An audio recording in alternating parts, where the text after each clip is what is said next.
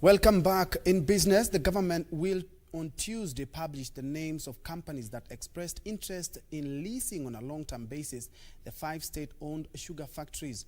This comes after 2 weeks. This comes about 2 weeks after the governors from the Lake Region Economic Bloc called for suspension of the leasing process to pave way for more consultations with relevant stakeholders on the privatization process. About a fortnight ago, governors from the Lake Region Economic Bloc called for the suspension of the long-term leasing of government-owned sugar companies to allow for more consultations with key stakeholders to iron out any pending issues.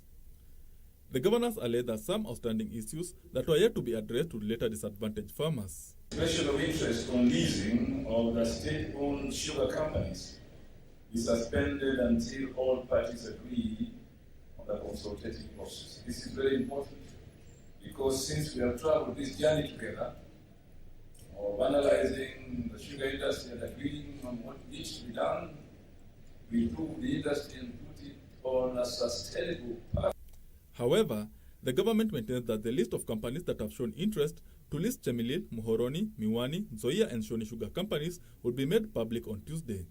That the ministry is committed to a transparent, credible and accountable process. We want to attract and finally secure serious investors worthy enough to be partners with the government in the revival of the sugar industry.